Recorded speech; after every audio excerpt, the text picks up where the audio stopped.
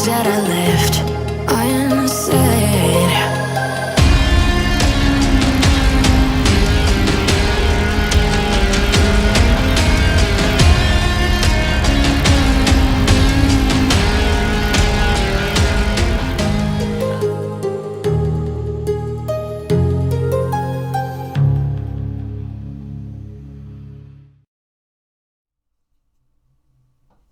Hello everyone, this is FantasyEsque and welcome back to Vampire Amazon with the Salizar Coven. When we left off in the previous episode, Nymphadora had finally gathered up enough courage to go ahead and try some flirtatious remarks with the Queen to see if they could get in the mood. Of course, Freya gave her a flutterberry so that she could kind of channel all that flirty energy, and she has decided to lead the Queen off to one of the fireplaces, a little bit in a corner where they have some privacy away from everyone else, and she is going to just try her best and go full force with the Queen.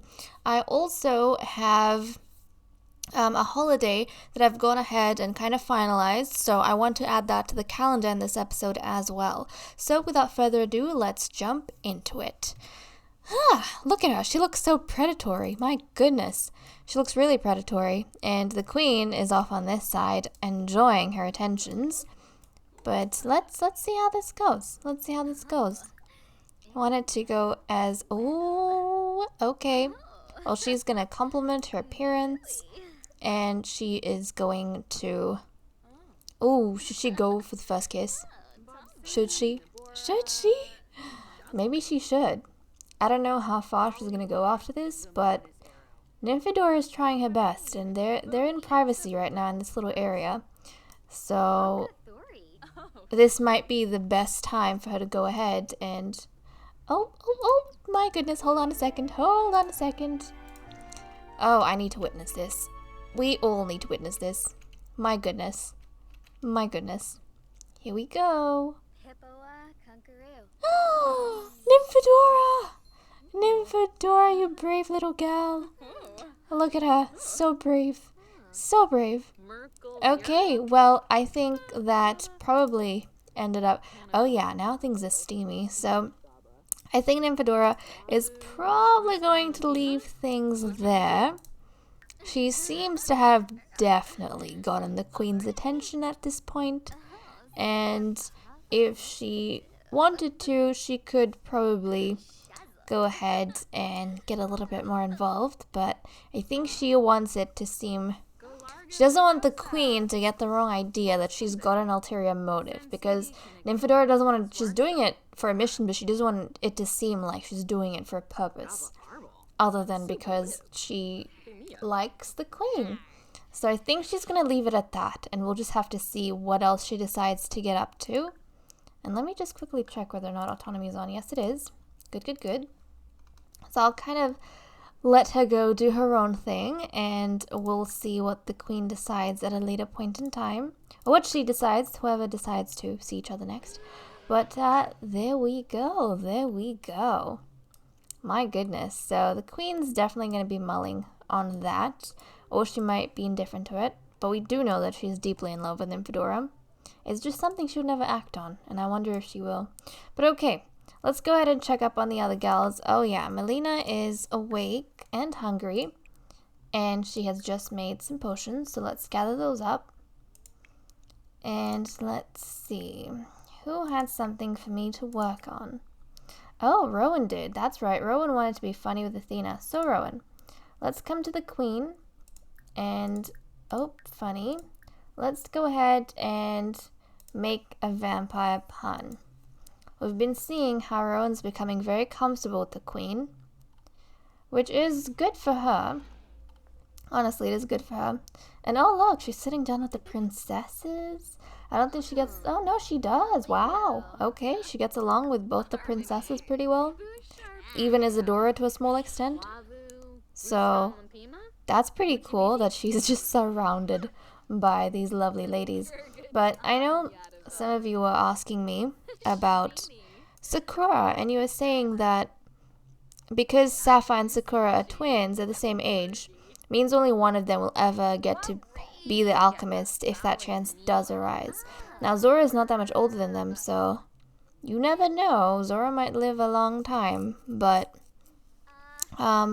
yeah. So we have that going on, and you're asking what's going to happen to Sakura, because she won't have a chance to be alchemist. Does that mean she'll never join the coven and never have children? Well, unfortunately, guys, yes, that is the case. Now, all the children who live in the Glimmerbrook Embassy, they're only spares for the alchemist we have in the coven. So we won't always get to explore all their stories. It's sad to say because it's such adorable kids, but yeah, we might not get to explore all their stories. I did say that I would next season jump in and actually play with these guys in rotation, just like I did with the Salazar army. So we would still see them and still explore stuff from them, but they won't have in-depth interactions with the coven, and they definitely, I mean, I don't know, they probably won't have any children because that's a right kind of exclusive to the coven itself. But we're just gonna have to see how things turn out. We might have more and more children over at the embassy, and not all of them are going to become alchemists. Some of them are going to live their entire lives there and never come on to the coven, the main coven, and, be one of our main characters. But that's just the way it is. Because if we have so many characters, I don't think we'll be able to do as in-depth, story for them or stretch for them. And I really like spending a lot of time with these characters and getting to know them, because that's what makes me remember them, like, generations afterwards. I mean, a lot of us, we still remember the ladies back in Generation 1, and that's because I didn't rush through them and we didn't have a billion characters. We had a select number of characters that we really explored, that we spent a lot of time with. I think we spent a year with them. So we kind of built somewhat of a relationship. Meaning now that all these generations later, when they've passed on, we actually remember quite a few of the ladies and names. I would say that most of us probably remember every single lady that's been in the coven. And that's because we've had just a select amount and we spent a lot of time with them. So I hope that is okay with you guys, because that is the way I will be continuing how I play and do things. Okay, let's go ahead and put down this holiday that I've been wanting to do. Now, this holiday, like I said, I was thinking on this little gap here, and I think it will probably be after the royal studies. And I know from the get-go you guys have been really wanting something like the crown tribute, so I've gone ahead and done that. But this is going to be called the Throne Jubilation. So, Throne Jubilation. There we go. Let's find something appropriate, shall we? Let's see. What seems... Yeah, I doubt we have a throne. We could have a crown, but maybe not. Anything celebratory might be good. Something kind of celebratory. Well, that definitely seems like it. A piñata. I like it. I kind of like it. These balloons do as well, but I like the piñata more. We have in the past used the crown, but it's not a crown tribute or anything. We could use candy. That could work. This is kind of tough. Again, more balloons. Presents? Presents, maybe? Ooh. I kind of like the presents. I kind of really like the presents. I like this one too, the heart one. We might actually keep that. Yeah, I like that. We'll keep this Heart Throne Jubilation. And we will do... Where is the gift giving? Do we have a gift giving? Give gifts. There we go. So, guys, what is the Throne Jubilation? Well, this is where everyone presents the queen with a gift, and then the monarch awards potions to the coven's most accomplished ladies. So previously we have awarded favors, but under Queen Athena, she's not doing favors, she's doing potions. Because I realized that I don't want to take away the importance of the... What was it? The royal tournament. I feel like that's really important, and the ladies should kind of only get favors from the royal tournament, because that means that's the most important, kind of one of the most important times of the year, especially under such an aggressive queen. But we also want something where we kind of give gifts and recognize the important ladies and their accomplishments. So the queen's also throwing a throne jubilation every year in fall.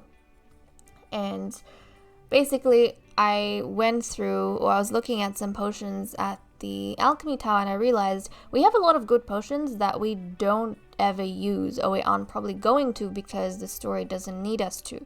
So I was thinking maybe we can gather those potions. So the queen's going to go through before this time.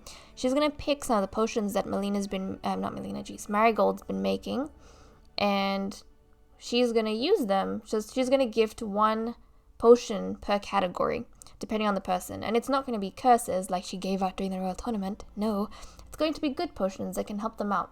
And this may be the only way some of them even ever get potions, apart from just the plentiful needs. It's not going to be that potion. It's going to be a potion other than that. So we have, let's see, I think we've got 5 categories that I've got down. So we have most beautiful vampires, most charismatic vampires, most intelligent vampires, most artistic vampires, and most skillful vampires. Now the skillful one I think is replacing the strongest vampires that we've had in the past, just because now that's determined by the royal tournament. But basically, beautiful vampires is just someone the queen's going to pick. It's probably going to be one of the vampires that I feel is the most beautiful out of everyone. And then the most charismatic, that's going to be dependent on the skill. We're going to have to see how good the charisma skill is. And then basically what we're going to do is, if everyone has, like, if 2 people have the same amount of charisma skill, we're just going to see who has the closest relationship with the queen, and they'll get that. Most intelligent, we'll see who has the highest logic skill. And if there's more than one person that has a high logic skill, we'll see how good their relationship with the queen is. Whoever's closest will get that. Same goes for artistic. But artistic, we are going to be adding up a bunch of, like, all of the artistic traits, not the traits, but the skills they have, and see how much that equates to. And then if we have more than one, we'll just... this is difficult. We probably won't have more than one because that's, more than one skill that we're looking at. But if we do, again, we'll look at who has a closer relationship with the queen. The most skillful vampires, well, that's definitely not going to be an issue. We're going to count every single skill that every vampire has, kind of like we did with the Salazar army, and whoever has the most skills, they're going to be awarded that. Now, obviously, the queen isn't going to take part in any of this. Teens can, so the immortals and the teens can take part of this, but the queen isn't going to, because she's the one awarding these things, and it's a throne jubilation, so as their loyalty, to show their loyalty to the throne, they're going to be giving the queen gifts and all those kind of things. So there we go. I hope you guys are excited for that and are okay with how things are going to be going. Okay, Rowan, why are you not chatting with the queen? I thought I told you. Come on, let's try and make a pun. And yeah, have you guys noticed that? Rowan keeps eating food, like human food, even though that supposedly makes them sick. Have I not given her that ability yet? Oh, she doesn't have the withered stomach. So actually, we're going to have to make sure that we don't give her the withered stomach. I don't think she has it. We're going to have to make sure we don't give it to her, actually, because of the fact that she's a glutton. So good thinking to have reminded me of that. Otherwise, we would have lost such a good trait on her. Okay, there we go. By batting their eyes. Okay, well, they're getting along pretty well. And the queen wanted to take a flight somewhere. That's right. Oh, Marigold, Marigold, Marigold, Marigold. Marigold, honey, I need you to continue building your potions. Let's go make potions. So for now, some of the things we have lying around the place, we have a potion of rejuvenation, a potion to allow Sim to remain at the current age. I don't know if I want to play around with that. But they're vampires, they wouldn't need such things anyways. Let's see, not this one. We've got a nimble mind, so that's a good one we can give. A potion that will increase the speed your sim gains skills. We have alluring aura, so that's something the queen could give. We have the potion of nausea. See, the queen might give some of these other ones to them and they can use it on whoever they want. It's a reward, right? Masterful insults. We've got magical aura. We have masterful insults here as well, I think. Emotional stability. We have forced friendship. More nausea. And see, we've got a few lying around. We've got perk purging. Oh, that's for spellcasters, so we probably can't use that. But we do have a couple. And Marigold's probably gonna see what else she can experiment and cook up as well. So the queen has quite a few options. We probably won't give anyone alluring aura either. Just because... Actually, yeah, just because the queen has given that in the past for her potion parties. And I don't think we have a select day for a potion party. So we might have to put that in at some point. Yeah. But we'll probably have a better name for it. So I don't want rewards to cross across... well, wow. That was very, very good of me using my words there. The thesaurus in my mind. But I don't want to use gifts across different events just because I feel like that takes away the importance of receiving that prize or gift. So, yeah. Let's bottle this up. And don't worry, as soon as your needs start going down, I'll just get you to drink a potion. So there we go. Nice, nice, nice. How you going on your skills? Ooh, we have talent points. So let's use it, shall we? Probably want to use it here. Extra servings, that's what I want. Extra servings, nice. And we also have, I don't want forager. Not the socialite. We have magical discounts. We've got natural mentor. I don't know. You know what? I guess I can kind of see Melina maybe in the future calling, like forming a group. Maybe we should do that, actually. I know I said we wanted a coven with the girls, and we still might have that. They might have their private coven where they actually practice magic. But for the purpose of alchemy, maybe as they get older, Marigold can start having a little group where she just puts the spellcaster children from the Glenbrook Embassy, and she can invite them and give them access to the alchemy town and invite them over here to the castle so they can practice with her. So we might actually do that. Yeah, we'll do that. So they can, it's like the Royal Alchemists can serve as mentors to the younger generation, so that when they move here, at least they're more prepped than, she was. Because we won't get to play them that often. So that's actually that's good thinking, man. That's some good thinking. Okay, what was that about? Discard the content? Fine, discard it. Come on. Discard it and get cooking for more. That's a good idea. It's very interesting to me how out of nowhere sometimes these things come out when you don't even think about them. They just come at the randomest of times, and then you think, oh, well, what actually, that's a good idea. I should use that. Okay, Queenie, why don't you just take a bit of a fly? Take a flight. Fly over here. There we go. Oh. That count? I don't know why that didn't count. Let's go into your chambers. Let's fly as a bat. Yeah, I don't know why that didn't count. It should count because she's taking a flight. I don't know. Sometimes their whims are a bit odd. Like glitchy. Okay, that didn't count. So I'm canceling and we're going to find another one to do. Not one of these. Become energized. How can we do that? We can, drink this. Yeah, drink the energy juice, why don't you? Is that gonna make her energized? Let's see. No? Well, she's got a bunch of these kind of over there on the side, but yeah, I guess in 45 minutes she's gonna become quite energized, I think. Because this focus thing is gonna go down, so that should fulfill itself pretty soon. Let's check up on... Freya still wants to play card games. Oh, Freya. Precious Freya. Let's play with...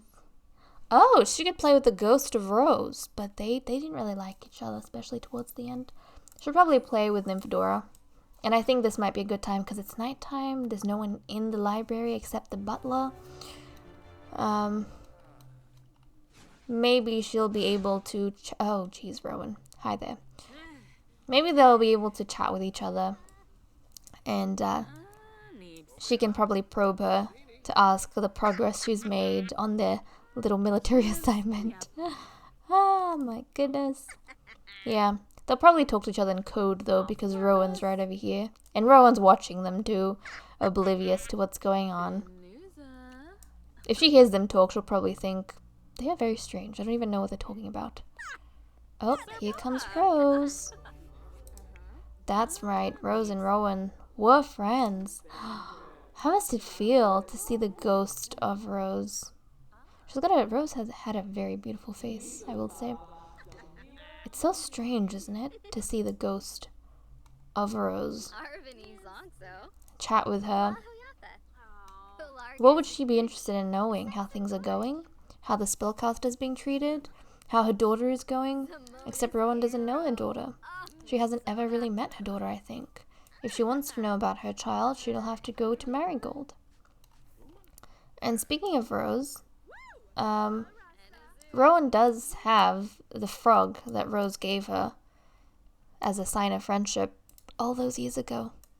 Do you guys remember Primrose? Do you remember? Little Primrose is in here. Look, it's Primrose. That's Primrose. That's the little frog that, Rose gave to Rowan as a friendship gift before she sent her off into the magic realm. And the little froggy didn't have a name for a really long time, and then when Rose died, Rowan decided that in honor of Rose, she would name this frog Primrose. And there we go. We don't see it a lot, but it's there. It's down there, just living its best life. How you going? Oh, she finally won a game. Winner, winner, chicken dinner. I am glad for you, honey. Finally won that game. And I'm assuming the queen also got energized because that whim is now out of the way. Okay, and... oh, you wanted to fish for compliments. You know what you need, honey? You need... did we get extra servings? 6! That's exactly what I was hoping for. Before we had 4, now we get 6. So, extra servings for everything. And oh my goodness, Rose is just wreaking havoc on this place. We'll replace that. And the butler, I'm sure. The butler's just standing there. The butler's just standing there like, oh my goodness. He's just like, yes, do what you will. Tell me when you're done. I'll clean up after you. Oh my goodness. Okay. Well, you, honey, let's go just drink some, and then you can bottle all of these up, and then you're gonna get busy experimenting. Marigold. Actually, before you do that... no! Wait, no, okay. For a second, I was like, did she lose? Did she lose the potions? Okay, maybe you shouldn't fish for compliments from someone you're not close to. But who are you closest to out of all these ladies? Well, not closest to, but friends. I guess she's not friends with Freya anymore. She's friends with Rowan, though. With Rowan. With Sol. Really good friends with Sol. And... oh, with Wisteria. That is so strange. How is she friends with Wisteria? Wow. She's friends with Wisteria, the evil one. And not Zelda? Huh. And not friends with Ursula. You know what? She's just gonna go to Rowan. Let's ask Rowan, or fish for compliments with Rowan. So, how can we go ahead? There we go. Let's fish for compliments. Because she is a bit... and it's interesting, she doesn't get along with Ursula. Maybe they butt heads because they're both self-absorbed. And they don't like that about each other. I don't know. Okay, there we go. Does that make you feel better? Yep, she feels happy now because she fished for compliments. Well, I'm glad. But let's go bottle these up, and then you need to experiment. Because as many varieties of potion as you can find, that's going to be good and helpful for everyone because it's what the queen wants. The queen wants as many varieties of potion as possible to choose from for the gifts to give to everyone. So, we'll see what we have and then maybe what's going to be appropriate for the different categories. Let's experiment. Like, for example, it might be good to give the smartest vampire the potion of nimble mind so they can get the skills up. Might be good to give the most charismatic vampires forced friendship for obvious reasons. So we'll kind of see what we come up with and what we can do. But then, yeah, these are all very nice things. I can imagine the Potion of Nausea or Masterful Insults going to probably the most skilled vampiress. I don't know, we'll have to see. But she's going to continue doing that. And then let's go and get the princesses trained up with someone. Oh, they're thirsty. Well, honeys. Well. Melina's busy right now. Okay, we'll leave them be for a bit. I wanted to leave them be, but I can't because Melina has to make sure the princesses are always well fed. So let's go deliver this. Now we have 17 potions. How cool is that? Okay, I know you were experimenting. I'm so sorry. But whenever someone is thirsty, we have to drop everything we're doing and run to feed them. That's just one of the annoyances of our role. So let's go ahead, get this squared away, and the same for Wisteria. It's kind of cool though, because the twins are always thirsty at the same time. As much as that's annoying to have to run after, I like it. It's fun. Because just another connection between the two of them. Okay, sweet. Let's drink, and now you need to run to Wisteria, who is all the way down here. Darn it, Wisteria, why? You know how long this is going to take to get down to you? Yep. But let's send Zelda. Where's the queen? Queen's in here. Queen and... oh my goodness. Rowan, you guys need to stop hanging around in these type of places. Where did you go? Okay, you're up here.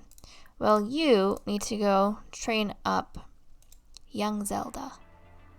So, Zelda's still far ahead of her sister, I think. Yeah, she's still ahead, just a little bit, but she's ahead of her own sister in terms of the skills that she has. So, yeah, she's doing quite well. When you overqualify the queen herself, or the heiress herself, that would be a bit of a problem, I would say, but let's go ahead and see. Okay, there we go. And also, I think some of you are asking what's going to happen to Isadora if both her sisters are alive and well and they inherit their roles. Because she's not going to have a role. Well, Isadora, if both her sisters live through to inherit roles in the next generation, she's actually going to be sent out to Forgotten Hollow, and she's going to be the castle keeper at the very first castle we ever had, Castle Sheba, because that is an important ancient birth ground for this coven and the vampires, and so kind of protecting that place is probably the most important job outside of the coven, because that's where the royal crypts are, that's where all the queen's ashes lie, and all their deceased ancestors. So that would be Isadora's job. So she would basically take on the role that Christmas Winter has right now. And if you're wondering a lot of the time why I'm getting Zelda to be trained by Freya and why I get Wisteria, or haven't getting Wisteria be trained by the queen, it's because, well, Wisteria is the older one. She's the heiress, so she is gonna hopefully become queen. And Zelda is going to become the next priestess, because as we know, Freya doesn't have a daughter. So Zelda's going to become the priestess. And she has a decent relationship with her aunt now. I think it's improved. So there we go. That's why things are working the way they're working. Okay, you need to drink because you are in a terrible mood. And Marigold. Look at Rose living her best life. I love that. Okay, need to come back and experiment, and these gals have somehow gotten themselves in there, and they're probably not going to come out. You guys need to... see, this is the irritating thing. Let's fly out. And Rowan, you need to fly out as well, and you guys need to find something else to do other than just jumping in here all the flippin' time. Come on, guys. Get it together. Let's get it together, shall we? Wisteria, you need to go to...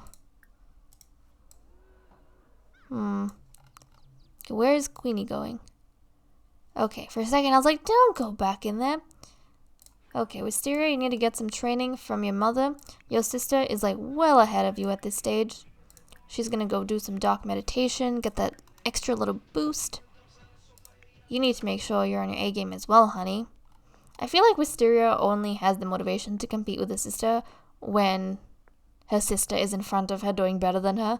Otherwise, she just gets carried away with other things. And she doesn't really think much of the fact that she probably has to spend time training up. She's gloomy and evil. How did she get thrifty? I don't even know. She's gloomy and evil. So, I guess that makes sense why she's always attracted to the urns, and she's always crying because the death and all those kind of things. Yeah, they kind of strike a chord in her. But anyways, guys, with that said and done, I'm going to leave off here. Thank you so much for watching. I hope you all enjoyed, and I'll see you all in the next episode. Bye-bye.